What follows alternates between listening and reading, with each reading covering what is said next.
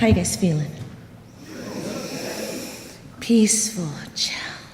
Well, aloha from my heart to yours. It's my first visit not only to your beautiful community, but to this state, to this part of the world. You know what? This part of the world, that sounded kind of way out there. I was thinking of my dear dad. I was born and raised in Hawaii, and he's from Philippines, and he's cute. When I told him I'm going to Indianapolis, I know his mind was searching, like, where is that on the map? And he goes, is there rioting there? I'm like, no, Dad, no rioting. Just a lot of love and dancing and good people. So I just want to thank everyone, that came last evening, and, to your cool Reverend Bob. He seems like a local guy to me from Hawaii with his aloha shirt and his laid-back ways, and Reverend Carla, really, and, to Michael and Ed and to Karen and just to all of you for welcoming us last night and for this morning. It's just, it's always an honor, it's like you're coming into someone's house and you're like, tell us something. I'm like, really? So I'm going to start this morning actually with a song with the band, and it's entitled Called to Be.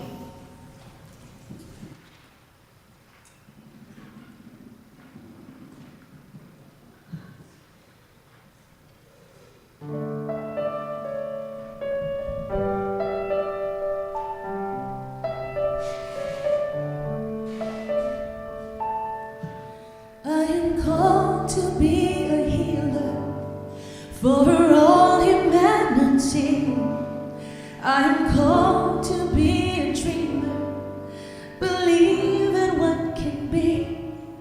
I am called to be a maker, be an instrument of peace. I am called to be a giver, of abundance I receive. I am called to be a prayer, living out the truth I see. I am called to be everything. I am called to be. Called to be the Lord, here on earth so all might see all the love and all the beauty that shines in you and me. I am the living, breathing God, and you are what in me is we're called to be.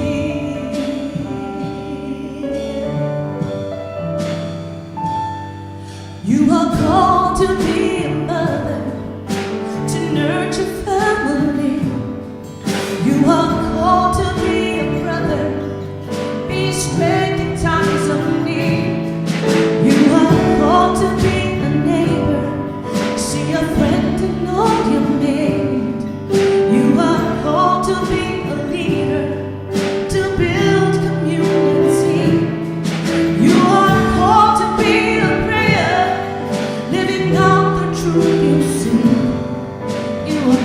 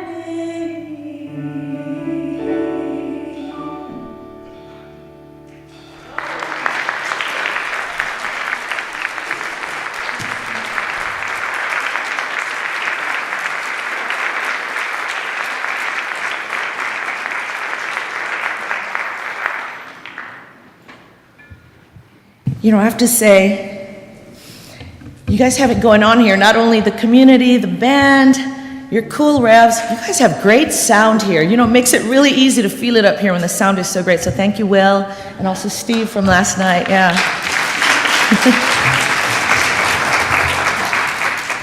So if you're here, I bet that you've experienced or felt a calling in your life, a sense of urgency to move in a certain direction.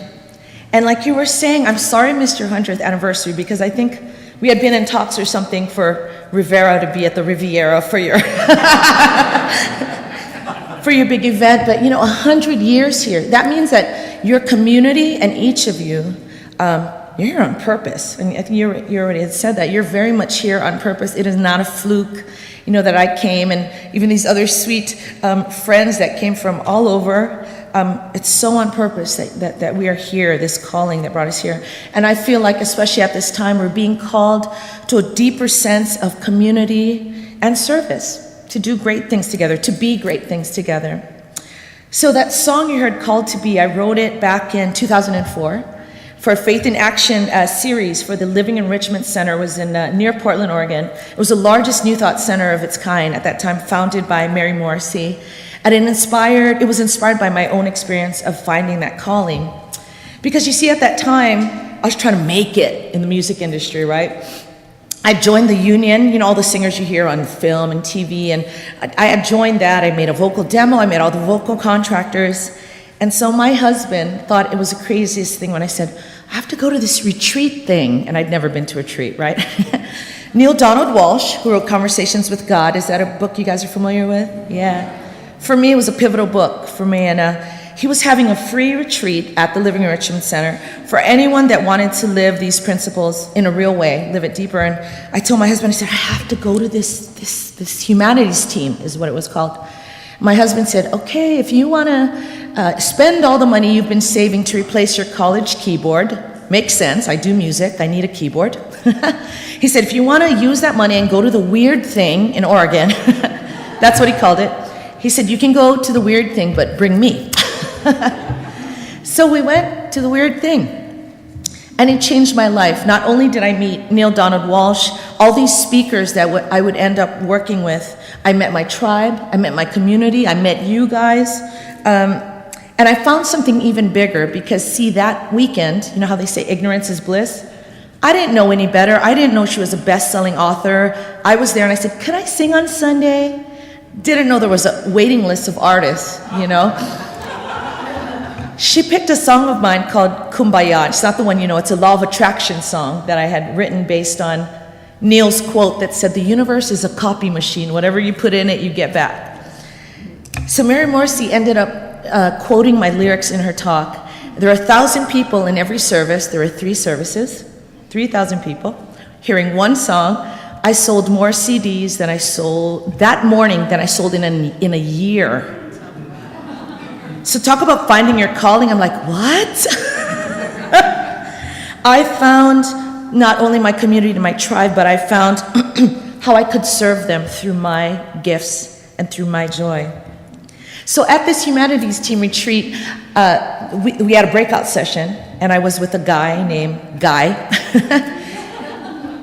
And we were to talk about what are your gifts, or how can you serve? So, you know, I was so excited. So I went first, right? Music, dancing, creativity. And I went on and on. And then it was his turn, and he just kind of looked down and goes, well, I don't sing, I don't cook, I don't garden, I don't build things. And he went, he was going through a list, and I was like, oh my God, come back. Come back. What are we going to do here? But there was a moment when his eyes lifted, and he goes, Faith, I can love. And he really got it. I was like, oh. So I got in that moment that everyone could serve. Everyone really could serve.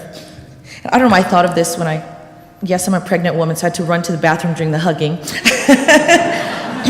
But you know, at Agape, I don't know if you know, Agape Spiritual Center, another large New Thought center, you know, there are people that show up every Sunday, and you know what their joy is? Handing out the Kleenex to people in the aisles. So there is a way to serve. Martin Luther King says, everybody can be great because anybody can serve. You don't have to have a college degree to serve. You only need a heart full of grace and a soul generated by love. Is that you? Yes, yes. Now, Mother Teresa goes on to say that love cannot remain by itself. It has no meaning. Love has to be put into action, and that action is service.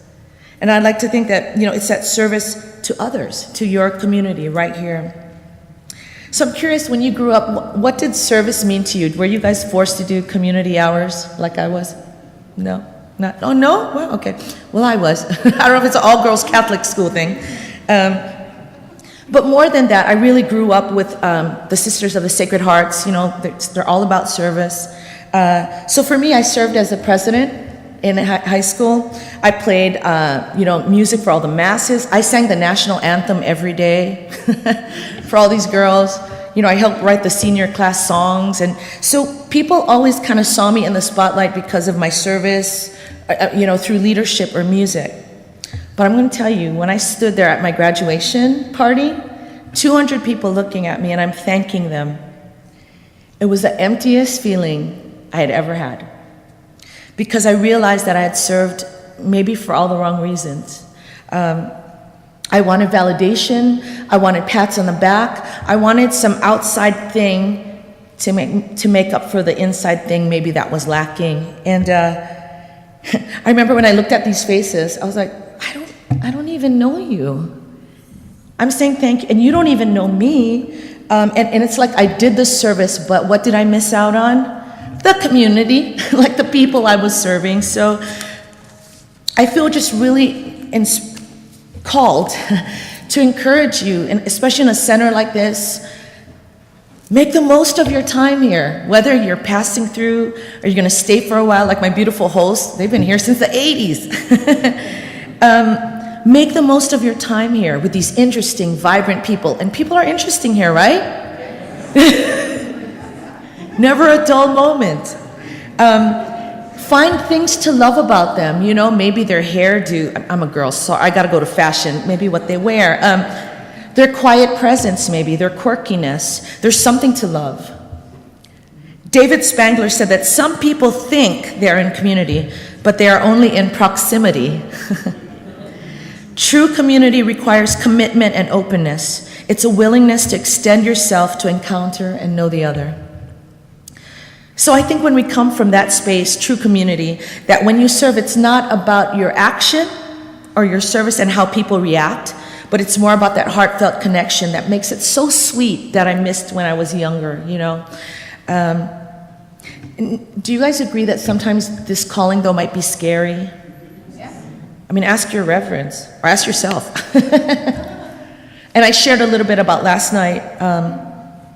My music was a scary calling for me. And thank God we have these unity teachings that really encourage us to not let those uncomfy, scary feelings stop us from answering that call to service. And I want to share with you that in 2008, I met kahunas in Kona, in the Big Island. They're shamans, Hawaiian shamans. I grew up in Hawaii and I'd never met a one, okay? They are the keepers of the Hawaiian spirituality and, what it could mean for us. And they came to a conference I was a part of. We were called Humanity Unites Brilliance Hub. 8 of them came en masse and said, we need to be there. And we said, okay. And these are Native Hawaiians. And it brought a real healing for me because they said what I've been waiting for all my life. People would talk about aloha. I don't know what you guys think, but I didn't think of the inclusive love. I thought of tiki torches and plastic leis and skirts, and I saw exclusion. Not only that, but I did see exclusion. So when these kahunas came forward and said that this healing heartbeat of Hawaii was meant for the entire world, not for any specific race or religion, it was for all peoples, I said, yes, these are my kahunas. But I noticed that at all the different conferences I had been around the world, that different indigenous cultures were starting to rise up. I don't know if you guys have noticed that. And they were coming from the jungles, from the mountains. They were being called, kind of like I'm talking about. They were being called at this time. And I'll tell you, it was sweet and moving to see this kumu, was their leader, this little lady, all of this tall, Kumu Lena Ala, with tears in her eyes, learning, being so vulnerable and learning to accept our help. And they were scared. she didn't know anything about email or web pages and all that, but she needed to learn it. So my husband and I offered, and I remember talking with her on the phone, and my husband would be on the other line. Not only would she go into metaphysical, like chants and, insight, she'd also break into Hawaiian. And here I am trying to tell her, like, gmail.com, this is what email is. I mean, it was just, she's like here, and I'm like, come back. That was 2008, and it's 2015. She's all over Facebook. She is, this little kahuna from the jungles is working at, but it's because her call, pulled her past the technology, So and in fact, if you want to connect with her, just find me on Facebook and I'll connect you with her, because her name is so long, you won't even find it. And like I said, I can relate to that stage fright, because I started piano in the 1st grade, and anybody else have to do like those recitals? Terrifying. I remember being shooed on the stage.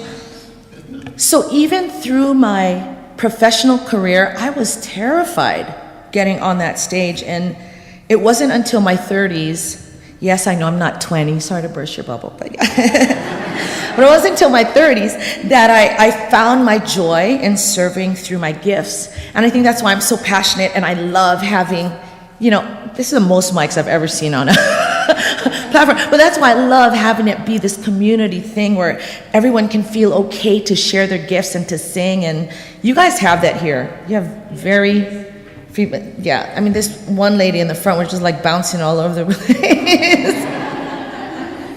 There's something about that freedom. So if you're not there, be inspired.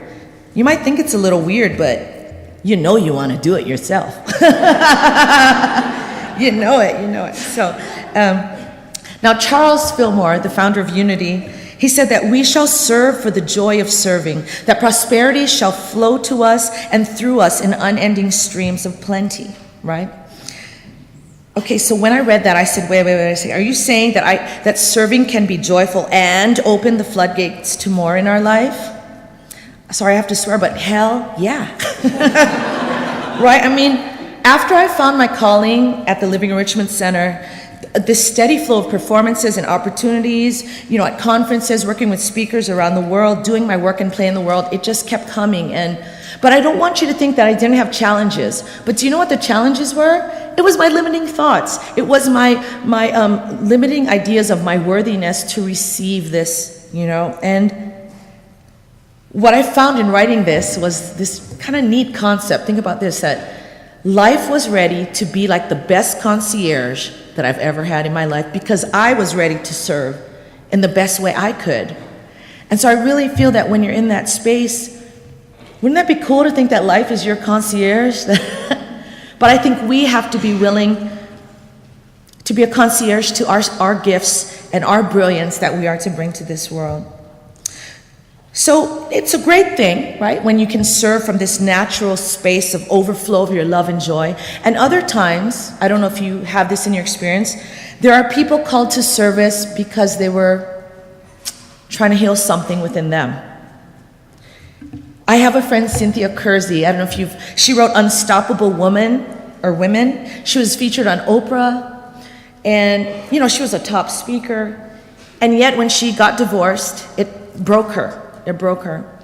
And the only way she found herself, the only way to build herself up was to build others up. So she was in Nepal, strangely enough, building the first few homes there for people. And her vision has grown. She now has this holistic approach, and it's called Unstoppable Foundation, if you want to look it up. She brings a whole strategy, 5 years worth, to Africa. They build schools in a community, water, mentors for businesses. I forget if they bring some agriculture. It's a 5-pillar plan. I'm sorry, I don't remember all 5. But in 5 years, these communities are up-leveled, intact. And so from her own healing, this woman has found her call and is serving so many. Another woman I want to share about is Diane Klimas. You guys know her. These women know her. She's at Unity of Jupiter in Florida. I just met her. And by the way, they had a kick-butt Pazapalooza.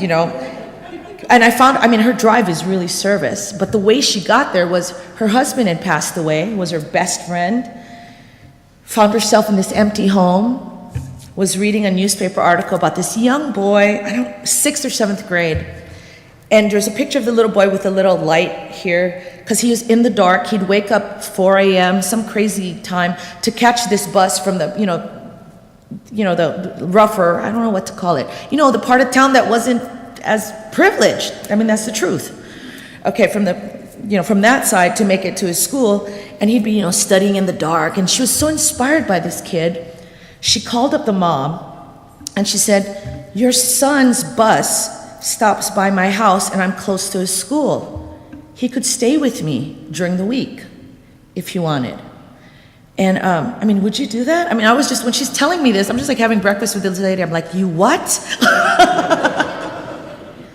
And so she invited the mom over, and she said, "Why don't you guys come over, see what you think?" So she thought, she'd bring her son and, the other brothers and sisters. She said like their whole town came.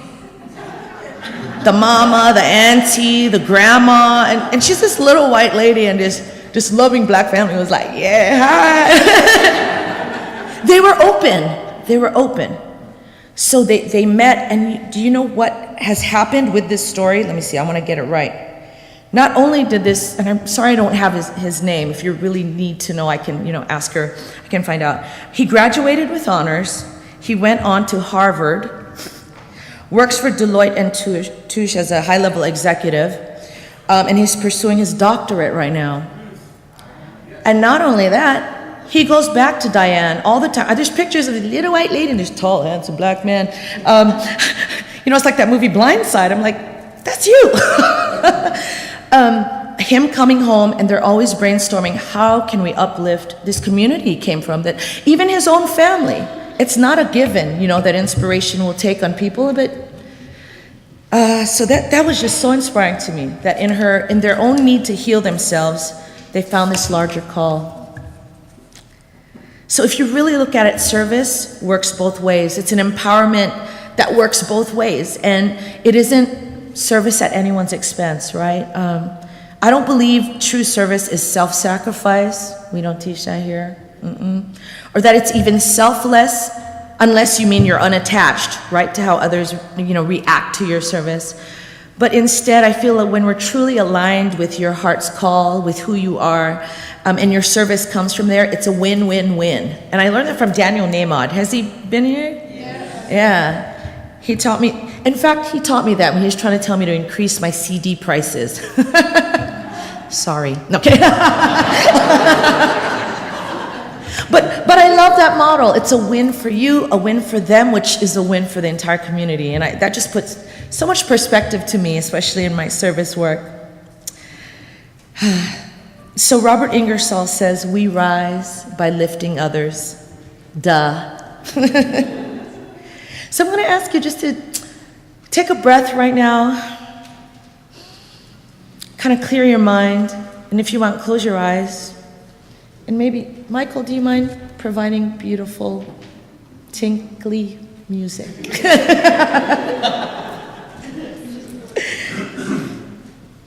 Yeah. I just want us to get a real space of closure. I want you to think about what this community means to you. And if you've come from another community, think about your tribe, your sister tribe. What does that community, what has it meant to you? What are some ways that you have been blessed by this community? How is your life different? How are you forever changed because of this community?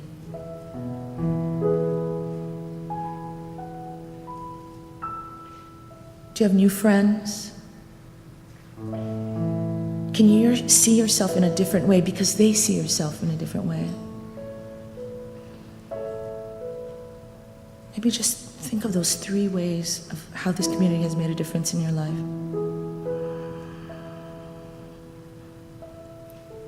And I want you to feel just a deep appreciation in your mind, in your heart. Just say thank you. And if you haven't felt that yet, what would you like it to feel? How would you like this community to show up for you? And even in that vision, say thank you. Because I tell you, it's on its way. Beautiful. Now I want you to, after you're done saying thank you to the community, I want you to think of you now. Bring the focus into yourself and think, how am I empowering to others? Is it through my prayer? Do I have a winning smile? Do I cook really great for others? I want you to feel into the idea of doing this thing that is so natural to you. And forget about doing, being this thing. Maybe you just show up and your presence is solid. Maybe you're the funny one that makes them smile. Maybe you're the quiet one that witnesses the beauty around you.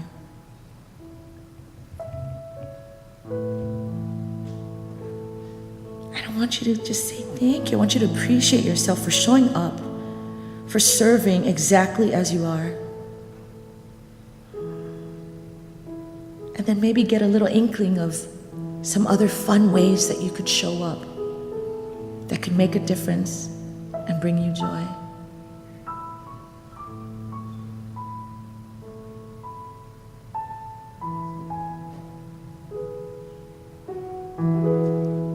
So beautiful. So when you feel complete, saying thank you to you, you can open your eyes. Jimmy Carter said that each of us must rededicate ourselves to serving the common good. We are community. Our individual fates are linked, our futures intertwined, and if we act in that knowledge and in that spirit together, as the Bible says, we can move mountains. So you, communities like yours, me, with all that's going on in the world, Baltimore, I haven't even watched the news, so I don't even know, but Baltimore, Nepal, the terrorism we see on TV. You know what that is? Every time you see it, if you feel bummed out, just think, oh my God, that's my call. We're being called to be those healing spaces of love and light, to be places of acceptance and warmth. And I love what Charles Fillmore said, we don't have to do it in anger or angst. I believe it could be a fun thing, especially when you do it as a community. So that is my greatest wish for you, is that you guys continue moving those mountains together, and the band can come up. Yeah. Yeah. Oh yeah, everybody can come up. Is that our call? That's your call. You're calling. Yeah. So I'm just only getting to know your community, but I think the really beautiful perspective I get because I travel around the world, there's communities like yours all over. We're the ones, I think, I don't want to say keeping it together, but kind of energetically, So I just want you to know how big it is that you guys show up here every Sunday and just show up energetically as a community. So now we're gonna celebrate our power together. Ready? Yes. Yes? We are. You are.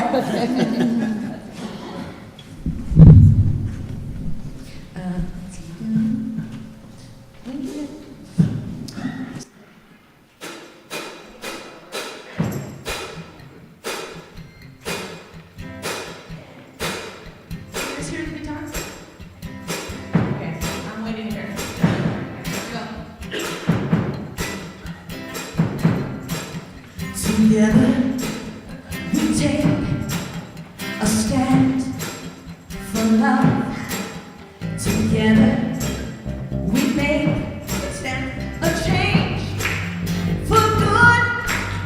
Together we break the chains of sorrow. Together we live the truth. Together we raise our voice for peace.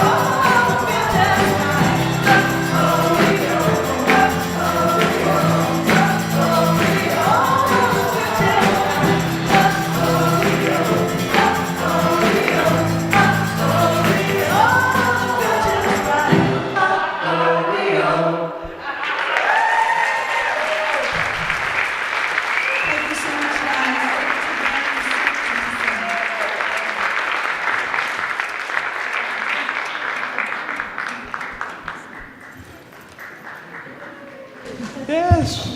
Well, thank you, Faith. And thank you, Cindy, for doing the signing. Well, like Faith says, we're an amazing community, and we've been here 100 years. It's now time for our tithes and offerings. And I want you to go ahead and take what it is you're going to give today. If you're going to give electronically on the Unity of Indy website on the Donate tab, just hold the electronic amount in mind. But just consider that you are a part of something that has been a lighthouse to this community for over 100 years. And open your heart and just pour love into what it is you're giving today. And then let's say the affirmation on the screen together. Divine love, through me, blesses and multiplies all that I am, all that I give, all that I receive, and I am grateful.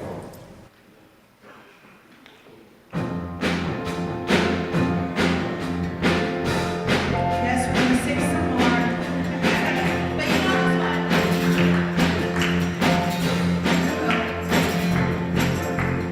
Here's a little light of mine. What to do? I'm gonna let it shine. Here's a little light of mine. I'm gonna let it shine. Here's a little light of mine. Oh yeah. I'm gonna let it shine. Let it shine. Let it shine. Oh, let it shine, shine. Everybody sing it.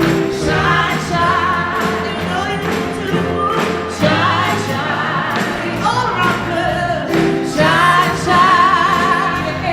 Everywhere I go, I'm gonna let it shine. Everywhere I go, everywhere, I'm gonna let it shine. Everywhere I go, I'm gonna let it shine.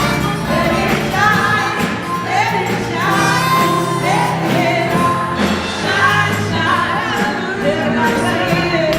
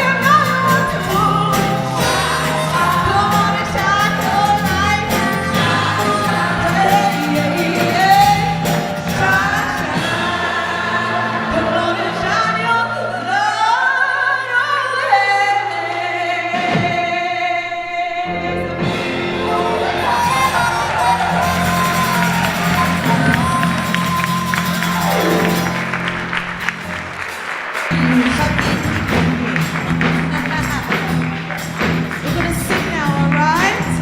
Raise your voices up, open those hearts, get those bodies moving. You're just gonna follow after me and get your own groove on. Here we go.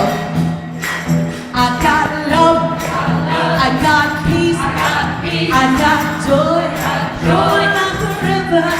I got love, I got peace, I got joy, joy like a river. One heart, one mind, one love, flowing like a river. I got hope, I got strength.